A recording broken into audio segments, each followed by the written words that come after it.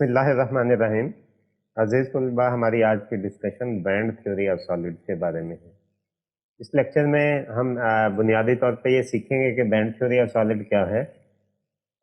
इसके साथ ही हमने ये देखना है किसी बैंड में कितनी नंबर ऑफ स्टेट्स होती हैं, स्टेट्स पर बैंड कितनी होती हैं, और बैंड थ्योरी ऑफ सॉलिड के मुताबिक हम किस तरह से मेटल, इंसुलेटर और सेमीकंडक्टर में डिफ्रेंशिएट कर सकते हैं। तो तरतीब यही है, सबसे पहले देखेंगे कि बैंड थ्योरी क्या है, और फिर देखेंगे कि किसी भी बैंड के अंदर नंबर ऑफ स्टेट्स जो हैं या नंबर ऑफ इलेक्ट्रॉन कैसे फाइंड आउट किए जा सकते हैं, और लास्ट में हम जाके ये देखेंगे किस तरह हम डिफ्रेंशिएट कर सकते हैं कंडक्टर, इंसुलेटर और सेमीकंडक्टर के दरमियान में। तो सबसे पहले बैंड थ्योरी का थोड़ा सा इंट्रोडक्शन देखते हैं। तो सॉलिड स्टेट फिजिक्स में बैंड स्ट्रक्चर जो है वो सॉलिड की प्रॉपर्टीज को डिस्क्राइब करता है, वो रेंजेस को, एनर्जी रेंजेस को डिस्क्राइब करता है जो इलेक्ट्रॉन रख सकता है, जो कि उसकी अलाउड एनर्जी रेंजेस हैं, और जो इलेक्ट्रॉन नहीं रख सकता जो कि उसके फॉरबिडन एनर्जी रेंजेस हैं, जिन्हें हम अलाउड बैंड और फॉरबिडन बैंड कहते हैं। So band theory models the behavior of electron in solid by postulating the existence of energy band. तो इसकी वजह से इसने बहुत सारे फिजिकल फिनोमिनाज, प्रॉपर्टीज जो कि फ्री इलेक्ट्रॉन थ्योरी से एक्सप्लेन नहीं हो सकी थी, वो सक्सेसफुली बैंड थ्योरी से एक्सप्लेन हो सकी थी। ठीक है। तो the electron of a single isolated atom, हम जानते हैं कि एक अगर आइसोलेटेड एटम हो तो उसका एक एटॉमिक ऑर्बिटल होता है जिसकी डिस्क्रीट एनर्जी लेवल होती है, मखसूस एनर्जी होती है। लेकिन जब आप सेवरल एटम्स को इकट्ठा करते हैं, when you brought several atoms together into a molecule, तो उनके जो एटॉमिक ऑर्बिटल्स हैं, वो उनकी जो डिस्क्रीटनेस है वो ख़त्म होती है, वो स्प्लिट हो जाते हैं। ठीक है। वो एक दूसरे के साथ एटम्स जब एक दूसरे के साथ इंटरेक्ट करते हैं, फोर्स लगाते हैं, तो इलेक्ट्रॉनिक एनर्जी लेवल स्लाइटली जो है वो डिस्प्लेस होते हैं, स्प्लिट हो जाते हैं, बिल्कुल डिस्क्रीट एक लेवल पे नहीं रहते। This produce number of molecular orbitals proportional to the number of valence electrons, right. तो जब लार्ज नंबर ऑफ एटम्स जो हैं वो आपस में मिलते हैं, लाइक वो कहता है लाइक अब 10 पावर 20 एटम्स या इससे ज़्यादा को एक दूसरे के क्लोज लेके आते हैं to form a solid, the number of orbitals become exceedingly large. तो जो स्प्लिटिंग से नंबर ऑफ डिफरेंट ऑर्बिटल्स बन रहे हैं वो एक्सीड बहुत ज़्यादा है उनकी तादाद, consequently the difference in energy between them is very small. जबकि उनकी एनर्जी के अंदर डिफरेंस बहुत स्मॉल है, तो रिजल्ट क्या होगा? They form a band. ठीक है। This is the basic origin of the band. बाकी बैंड के हवाले से बहुत सारी जो थ्योरीज थी वो तो हम ऑलरेडी पढ़ चुके हैं कि किस तरह बैंड की एग्जिस्टेंस को प्रूव किया जा सकता है जब आप पीरियोडिक पोटेंशियल का कंसेप्ट इंट्रोड्यूस करवाते हैं, जैसे आपने ब्लॉक थ्योरम में किया था या क्रोनी पेनी मॉडल में किया था, या हमने नियरली फ्री इलेक्ट्रॉन मॉडल में भी बैंड्स की एग्जिस्टेंस को देखा है। ठीक है। तो आज उसी चीज को सिंपल अप्रोच से जो है वो देखने जा रहे हैं कि बैंड थ्योरी क्या है। तो इसी तरह देखेंगे कि जो डिस्क्रीट लेवल्स हैं ऑर्बिटल्स में आइसोलेटेड एटम के, जब एटम्स एक दूसरे के साथ इंटरेक्ट करते हैं, व्हेन दे ब्रॉट टुगेदर, तो उनके एनर्जी लेवल्स स्लाइटली स्प्लिट हो जाते हैं, और सारे जो वैलेंस इलेक्ट्रॉन्स हैं उनके एनर्जी लेवल्स मिलके, क्योंकि बहुत सारे लेवल्स होते हैं और बहुत क्लोजली स्पेस्ड होते हैं, तो वो सारे मिलके एनर्जी रेंज एक डिफाइन कर देते हैं, जिसे हम एनर्जी बैंड का नाम देते हैं। So in solid, the levels form continuous bands of energy rather than discrete energy levels of atoms in isolation, right?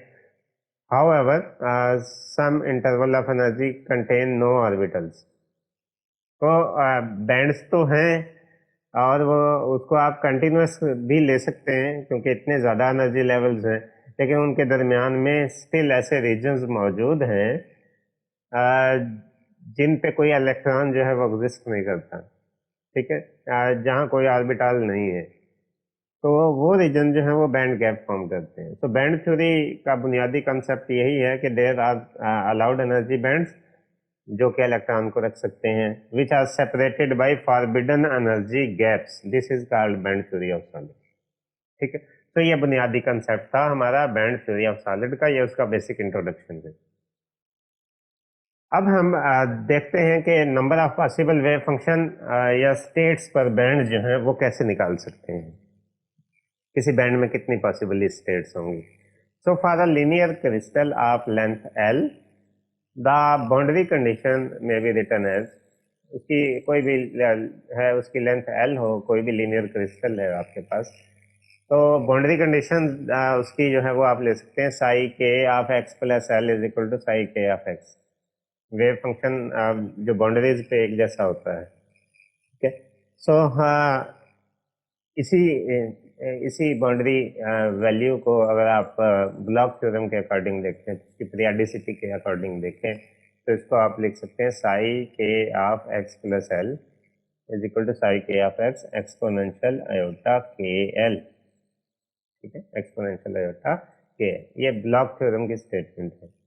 तो ये दोनों इक्वेशंस को अगर देखें तो ये तब सेटिस्फाई करता है ब्लॉक थ्योरम को जब एक्सपोनेंशियल आयोटा के एल की वैल्यू जो है वो 1 के बराबर हो। इसको अगर सॉल्व करें तो इसको लिख सकते हैं कॉस के एल प्लस आयोटा साइन के एल इज इक्वल टू 1।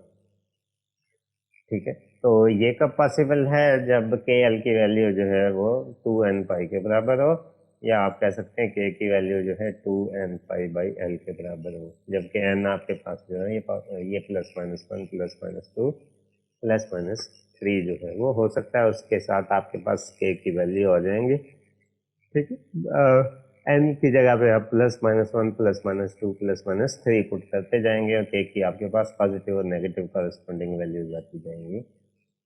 ठीक है, सो इससे जो है आप नंबर ऑफ स्टेट्स जो है वो निकाल सकते हैं। So number of states n है आपके पास, ये small n is equal to k l over 2 pi. यही जो लास्ट में आपने के की वैल्यू लिखी थी, इससे आपने जो है वो एन की वैल्यू निकाली है। एन इज इक्वल टू, ये एल इधर जाके मल्टीप्लाई हो जाएगा और 2 पाई से डिवाइड कर देंगे, या आप डायरेक्ट इस रिलेशन से भी निकाल सकते हैं। N is equal to k l over 2 पाई। ठीक है, तो फॉर गिवन के how many number of states are existing in the band, so n is equal to kl over 2 pi. So the possible wave function in the interval dk, तो k के लिए था, अगर d के interval ले लिया जाए तो उसके लिए ये dn नंबर ऑफ इलेक्ट्रॉन्स होंगे, या dn number of wave functions होंगे, या dn नंबर ऑफ स्टेट्स होंगी। ये l ओवर 2 पाई जो है ये तो कांस्टेंट है, और ये जो है डिफरेंशियल ले लिया आपने d के। तो हाँ, अगर आप पूरी रेंज डिफाइन कर देते हैं, फॉर एग्जांपल आप जो है पूरे फर्स्ट ब्रिलियन जोन में देखना चाहते हैं कितनी टोटल नंबर ऑफ स्टेट्स हैं या कितने वेव फंक्शंस एग्जिस्ट करते हैं। ठीक है, तो आप क्या करेंगे कि इंटीग्रेट कर लेंगे फॉर द होल रेंज, और रेंज आपने कैसे डिफाइन की है, ये अगर फर्स्ट ब्रिलियन जोन है तो that will be from minus pi over a two pi over a. ठीक है, तो आपने इस इक्वेशन को इंटीग्रेट किया, तो n is equal to integral d n is equal to L over 2 pi, ये तो कांस्टेंट है इसलिए इंटेग्रल से बाहर ले लिया। तो आपने इंटीग्रेट किया माइनस पाई ओवर ए से प्लस पाई ओवर ए तक, पर फर्स्ट रिलेशन पहला अलाउड बैंड जो है उसके लिए कैलकुलेशन अगर करके देखते हैं वो आपको इंटीग्रल डी के। ठीक है, तो इसको सॉल्व करें तो इसका आंसर आपके पास सिंपली बन जाएगा एल ओवर। ठीक है, क्योंकि ये लिमिट्स आप जब इसकी पुट करेंगे तो इसका आंसर सिंपली आपके पास बन जाएगा एल ओवर ए। ठीक है, क्योंकि इसकी लिमिट्स इंटीग्रेट करेंगे तो 1 आ जाएगा, और एक्स आ जाएगा, सॉरी के आ जाएगा, और के की वैल्यू आप पुट करेंगे पाई ओवर ए माइनस माइनस पाई ओवर ए, तो ये 2 पाई ओवर ए बन जाएगा, 2 पाई से 2 पाई कैंसिल हो जाएगा, तो एन की वैल्यू बन जाएगी एल ओवर ए। ठीक है, ये हमने इसको जो है वो निकाल के लिखा है। तो अगर आपके पास क्रिस्टल हो जिसमें एन यूनिट सेल हो, कैपिटल एन यूनिट सेल्स हो, ठीक है, और उसकी लेंथ जो है वो, उसका लेटेस्ट पैरामीटर जो है वो ए हो, तो उसकी लेंथ जो है वो l is equal to capital N a के बराबर होती है। यहाँ आपने लिखा है l is equal to small n a के बराबर है, तो इसका मतलब ये होगा कि नंबर ऑफ स्टेट्स जो है वो नंबर ऑफ यूनिट सेल के बराबर है। तो hence small n is equal to capital N. तो स्मॉल एन और कैपिटल एन तो डिफरेंट चीजें हैं। स्मॉल एन आपको क्या बताता है, number of states in the energy band is equal to number of unit cells. तो number of possible states in a band is equal to number of unit cell in its crystal. तो अब ये find करना बहुत आसान हो जाएगा। आप जनरली कोई भी सॉलिड आपके पास होगा तो क्या देखेंगे, आप देखेंगे कि उसके यूनिट सेल्स कितने हैं। तो जितने यूनिट सेल्स होंगे उतनी एनर्जी स्टेट्स होंगी बैंड के अंदर। So according to Pauli-Exclusion principle, each energy state can be occupied by two electrons having opposite state. ठीक है, तो Pauli-Exclusion principle आपको जो है वो बताता है कि each energy state can be occupied by two electrons having opposite spin. So spin के according देखें, so thus each filled energy band can have maximum 2n energy states.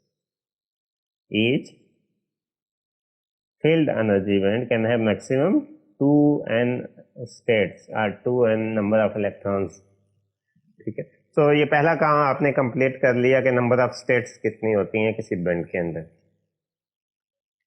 अब हम अपने दूसरे टास्क की तरफ जाते हैं, distinction between metals, insulators and semiconductor. तो इसका थोड़ा सा पहले मैथमेटिकल वर्क करते हैं, उसके बाद जो है उसको ग्राफिकली रिप्रेजेंट करेंगे और उसी ग्राफिकल रिप्रेजेंटेशन से हमें पता चल जाएगा कि कौन सा मटेरियल जो है वो मेटल है, कौन सा कंडक्टर है, कौन सा इंसुलेटर है। तो हर डिफ्रेंशिएट करने के लिए इस डिफरेंट सॉलिड्स में मैथमेटिकली कि उनकी इलेक्ट्रिकल कंडक्टिविटी कितनी है, हम एक फैक्टर इंट्रोड्यूस करवाते हैं एफ के। ठीक है, F k is the quantity which is the ratio of mass of the free electron to that of effective mass of electron in that energy band. ठीक है, तो ये बुनियादी तौर पे आपको ये बताता है कि कितने पॉसिबल फ्री इलेक्ट्रॉन्स हैं from the total number of electrons जो कि बैंड में एग्जिस्ट करते हैं। क्योंकि स्मॉल एम जो है ये फ्री इलेक्ट्रॉन का मैस है, सॉरी एम सिंपल एम, और एम स्टेरिक जो है ये इफेक्टिव मैस है जो कि बैंड में इलेक्ट्रॉन मौजूद होंगे। सो बैंड में मौजूद टोटल इलेक्ट्रॉन जिनका इफेक्टिव मैस जो है वो एम स्टेरिक होगा, उनमें से कितने ऐसे हैं जो कि फ्री इलेक्ट्रॉन होंगे। तो ये रेशो आपको जो है वो इंफॉर्मेशन देगी डिफरेंट मटेरियल की कंडक्टिविटी के बारे में। अगर आप इस रेशो को फाइंड आउट करना चाहें तो that will be m over h cut square d square E over d k square. M asterisk की वैल्यू जो कल वाले लेक्चर में हमने फाइंड आउट की थी वो आपने सिंपली डिनोमिनेटर में पुट कर दी है। ठीक है, h cut square divided by d square E over d k square. अब डिनोमिनेटर के डिनोमिनेटर को आप ऊपर ले आए हैं। So f k is the measure of extent to which an electron in a state k is free.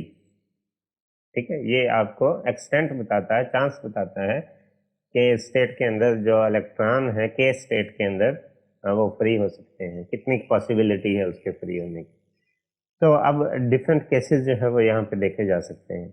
मिसाल के तौर पे पहला केस जो है ये कि अगर इफेक्टिव मैस जो है वो फ्री पार्टिकल की मैस से जो है वो ज़्यादा हो, इफेक्टिव मैस ज़्यादा है फ्री पार्टिकल की मैस से, इसका मतलब ये है कि पार्टिकल हैवियर बिहेव करते हैं, इलेक्ट्रॉन हैवियर बिहेव करेगा, तो इसका मतलब ये है कि वो फ्री नहीं है, वो बाउंड है। ठीक है, तो उसके फ्री होने के चांस नहीं है, तो वो बाउंड पार्टिकल, तो particle behave as heavy particle. Whereas अगर इफेक्टिव मैस और मैस ऑफ फ्री पार्टिकल जो है ये बराबर हो, m asterisk is equal to m, तो ये एफ के की वैल्यू जो है आपकी किसके बराबर आ जाएगी, 1 के बराबर आ जाएगी। पहला केस जो है इसमें एफ के इस्तेमाल है क्योंकि डिनोमिनेटर बड़ा है। ठीक है, m asterisk is greater than m. ठीक है, तो ये इसकी स्मॉल वैल्यू आएगी। ठीक है, जो कि ये बताएगी कि जो number of free electrons available हैं फॉर द कंडक्शन वो कम है, इसलिए इलेक्ट्रिकल कंडक्टिविटी कम होगी। तो जितना extent to have free electron कम होगा उतनी आपके पास कंडक्टिविटी जो है वो कम होगी। लेकिन अगर आप देखें m asterisk is equal to m आ जाता है अगर आपके पास, तो एफ के की वैल्यू जो है वो 1 के बराबर हो जाएगी। इस रेशो की वैल्यू जो है, क्योंकि ये दोनों बराबर हो जाएंगे तो ये 1 के बराबर आ जाएगी। It means that electrons are free electrons. तो ये वो केस होगा कि जिन इलेक्ट्रॉन्स के केस में एम स्टेरिक और एम जो है वो बराबर होंगे वो फ्री इलेक्ट्रॉन होंगे। तो अगर एफ के की वैल्यू 1 होगी तो इसका मतलब इलेक्ट्रॉन फ्री इलेक्ट्रॉन है, और अगर इसकी वैल्यू लेस देन 1 होगी तो इसका मतलब ये हुआ कि पार्टिकल जो है वो बतौर हैवी पार्टिकल बिहेव कर रहे हैं, इसका मतलब वो फ्री पार्टिकल नहीं। तो मैथ्स के बारे में हमने पढ़ा है कि वो पॉइंट ऑफ इन्फ्लेक्शन से पहले पहले जो है वो पॉजिटिव होता है और पॉइंट ऑफ इन्फ्लेक्शन के बाद जो है वो नेगेटिव होता है। ठीक है, तो उसी कंसेप्ट पे आप एफ के को भी ड्रा कर सकते हैं। सो ये पॉइंट ऑफ इन्फ्लेक्शन है हमारे, एक ये है और एक ये है। ये के स्पेस है, एक्स एक्सिस पे के है, वाई एक्सिस पे आपने एफ के को ड्रा किया है। सो एफ के की ये वेरिएशंस बनेंगी। ठीक है, एफ के की ये वेरिएशंस बनेंगी। तो यहाँ पे एक्सटेंट सबसे ज़्यादा है ओवर देयर, यहाँ पे एक्सटेंट सबसे ज़्यादा है पार्टिकल के पाए जाने का। तो यहाँ पे एफ के सबसे ज़्यादा है, F k is equal to 0। यहाँ पे ये जो है 0 हो जाएगा extent at point of inflection, और उसके बाद नेगेटिव डायरेक्शन में जो है वो बढ़ेगा। तो सेम ट्रेंड जैसा कि आपको एमस्टेरिक के की कर्व में मिलता है, वैसा ही आपको जो है एफ के कर्व के अंदर भी मिलेगा। So this graph showing you the measuring the extent up to which an electron is free in the K space. So अब suppose करते हैं हम let's consider an energy band filled with electron up to K is equal to K1. ठीक है, where K1 is less than pi over A. ये आपके पास case है। ठीक है, ये एक आपके पास एनर्जी बैंड था जो यहाँ तक फील्ड है, ये -K1 है और ये +K1 है जो यहाँ तक फील्ड है। ठीक है, so to calculate the conductivity of a material we would like to know the effective number of electrons in the band. Conductivity निकालने के लिए हमें फाइंड आउट करना पड़ेगा कि इफेक्टिव नंबर ऑफ इलेक्ट्रॉन्स कितने हैं। सो एन इफेक्टिव कैलकुलेट करने के लिए आप सारे इलेक्ट्रॉन्स जो हैं जितने आपके पास इलेक्ट्रॉन उनका समीशन ले लेंगे, उनके एफ के का, उनके extent to be a free particle. ठीक है, where the summation extended over all occupied states in the band. तमाम में से देखना है ना कि कितने जो है इफेक्टिवली फ्री हैं। तो for one dimensional latest states किसी भी बैंड में कितनी पाई जाती हैं, पॉली एक्सक्लूजन प्रिंसिपल को भी कंसीडर करना है। So that will be equal to d n is equal to L over pi d k. ये अभी स्टार्ट में जो है हमने ये रिलेशन कैलकुलेट किया था, n is equal to L k over pi था। So d n is equal to this L over pi d k. ठीक है, पॉली एक्सक्लूजन प्रिंसिपल कंसीडर किया इसलिए 2 मौजूद नहीं है यहाँ पे, ये बात ध्यान में रखिएगा क्योंकि वहां पे हमने पॉली एक्सक्लूजन प्रिंसिपल लास्ट में इंट्रोड्यूस किया था। So effective number of free electrons in the band is therefore given by an effective. ये आपने -K1 से +K1 तक इसको जो है वो इंटीग्रेट कर दिया एफ के डी एन। ठीक है, एफ के की वैल्यू यहाँ पे पुट कर दें और डी एन की वैल्यू भी पुट कर दें। सो ये डी एन की वैल्यू जो है ये एल ओवर पाई डी के बराबर था, ये आपने पुट कर दिया। और ये जो है आपके पास किस चीज़ की वैल्यू है, ये आपके पास एफ के की वैल्यू है। ठीक है, एम ओवर एम स्टेरिक की वैल्यू। ठीक है, तो जो कॉन्स्टेंट्स हैं उनको बाहर ले आए, m L over n h cut square integrated from -K1 to K1 d square E over d k square d k. ठीक है, सो ये एक डेरिवेटिव जो है ये डी के से कैंसिल हो जाएगा। तो एक डेरिवेटिव डी के से कैंसिल हो जाएगा और आपने जो है ये डिफाइनाइट इंटीग्रल है, इसकी लिमिट्स को चेंज करेंगे। -K1 से K1 के बजाय इसको 0 से K1 करेंगे तो ये 2 इंट्रोड्यूस करवा देंगे यहाँ। ठीक है, लिमिट्स चेंज करने की वजह से, क्योंकि इसको डिवाइड किया जा सकता था -K1 to 0 और 0 to K1, तो दोनों एक ही जैसे रिजल्ट देते। तो इसको आपने 2ml pi h cut square 0 to K1 d square E और डी के स्केयर डी के। तो इसको इंटीग्रेट डी के से एक इंटीग्रल जो है वो जब इंटीग्रेट करेंगे तो कैंसिल हो जाएगा। ठीक है, तो आपके पास बचेगा 2ml ओवर पाई h cut square D E over d के। और लिमिट जो है आपके पास के इज इक्वल टू K1 है। ठीक है, के इज इक्वल टू 0 पे तो वैसे ही 0 हो जाएगा, के इज इक्वल टू K1 के लिए है। नो, अब देखते हैं बाउंड्री पे इसका क्या बिहेवियर होगा। सो आप जानते हैं जोन बाउंड्री पे के की वैल्यू जो है वो इसके बराबर होती है एन पाई ओवर ए के बराबर होती है।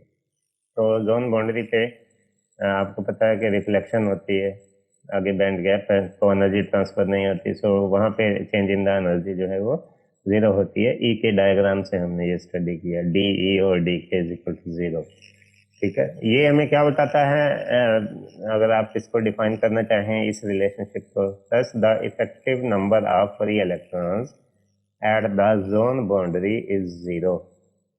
ठीक है, ब्रिलियन जोन की जो बाउंड्री है उसके ऊपर अगर आप देखेंगे कि इफेक्टिव नंबर ऑफ इलेक्ट्रॉन कितने हैं तो उसकी वैल्यू कितनी आ जाएगी, जीरो आ जाएगी, क्योंकि डी ई ओवर डी के जीरो है।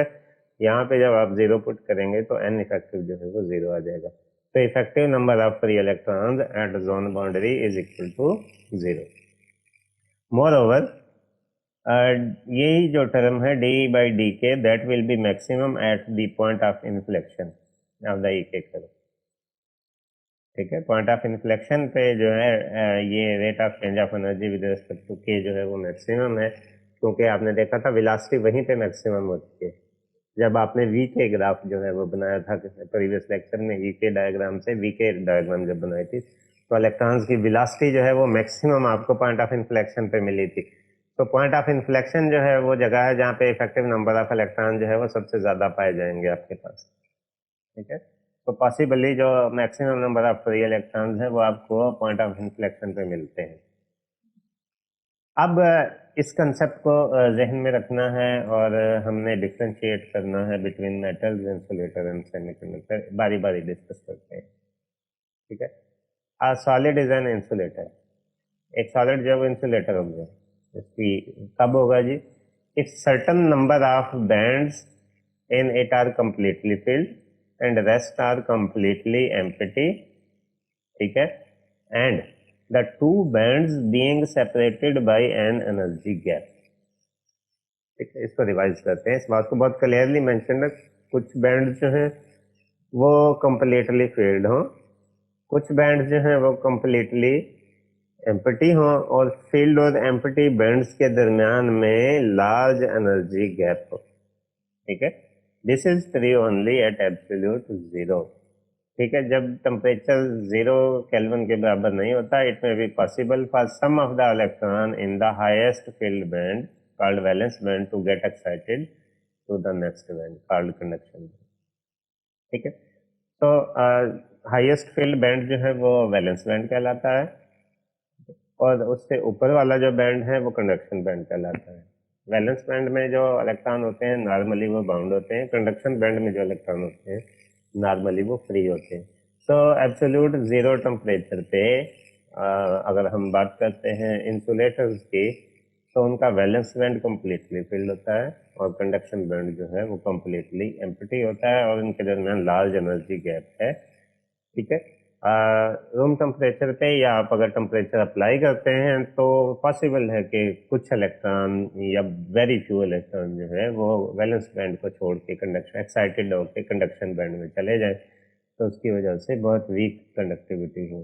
ठीक है, सो कंडक्शन में be possible provided the width of the forbidden gap is small, लेकिन उसके लिए शर्त है कि फॉरबिडन गैप की विड्थ जो है वो स्मॉल हो। तो if width of the forbidden gap is large, as in case of diamond है या NaCl है, the solid will remain an insulator for all practical purposes. ठीक है, तो आमतौर पे एनर्जी गैप इंसुलेटर का इतना ज्यादा होता है कि नॉर्मली रूम टेम्परेचर पे या थोड़ा सा टेम्परेचर अप्लाई करके भी आप उसे कंडक्टर में चेंज नहीं कर सकते। So a solid will be a conductor. Solid conductor कब होगा? If it has incomplete filled band. That is, there are empty states just above the filled level. ठीक है, just above the field level, valence band से ऊपर जो है वो एक इनकम्प्लीट बैंड है। इसका मतलब कंडक्शन बैंड में कुछ इलेक्ट्रॉन पहले से मौजूद है। तो कंडक्शन बैंड में अगर इलेक्ट्रॉन मौजूद हैं तो ये इस चीज़ को मेक श्योर करता है कि आपका मटेरियल जो है वो एक कंडक्टर है।